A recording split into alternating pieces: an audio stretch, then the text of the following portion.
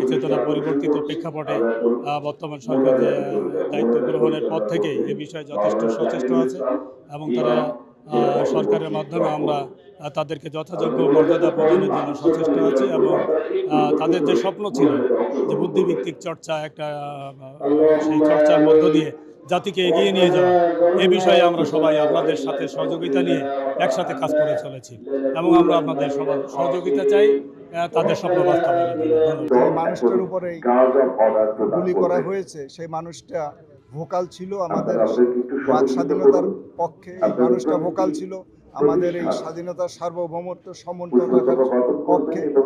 14ই December আমাদের যে বুদ্ধিজীবী যারা ছিলেন তারাও একইভাবে বাক স্বাধীনতার পক্ষে ছিলেন, তাদেরকে ওই সময় বাকরুদ্ধ করে দেওয়ার চেষ্টা করা হয়েছে।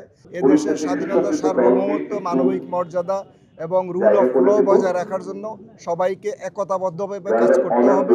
এখানে বিভিন্ন রাজনৈতিক দলের বিভিন্ন ভিন্নতা থাকবে, কিন্তু দেশের স্বাধীনতা সার্বভৌমত্বের ব্যাপারে, মানবিক মর্যাদা এবং দেশের ইজ্জতের ব্যাপারে সবাইকে এক থাকতে হবে।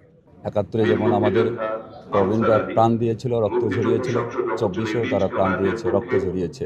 একটি উদ্দেশ্য, যাতে আমরা কোনো ফেসিবাদকে আশ্রয় না দিই, যাতে আমরা জাতীয় ঐক্য নিয়ে ঐক্যবদ্ধ থাকি, আমাদের দেশের স্বাধীনতা সার্বভৌমত্ব যেমন একদিকে অটুট রাখতে পারি, তেমনিভাবে বহিঃশক্তি কোনো এখানে মাথা উঁচু করে দাঁড়াতে না পারে এবং আমাদের জাতীয় ঐক্য ফাটল ধরাতে না পারে।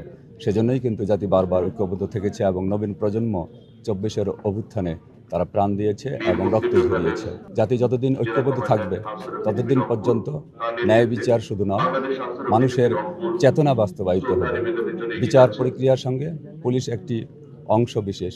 আমরা যুগে যুগে চেষ্টা করি, এই পুলিশের ইতিহাস অত্যন্ত গৌরবোজ্জ্বল। স্বাধীনতা সংগ্রামে যেমন ইতিহাস গৌরবোজ্জ্বল, তেমনিভাবে বিভিন্ন সংকটময় মুহূর্তে পুলিশ প্রাণ দিয়েছে এবং জাতির সঙ্গে ঐক্যবদ্ধ থেকে কাজ করেছে।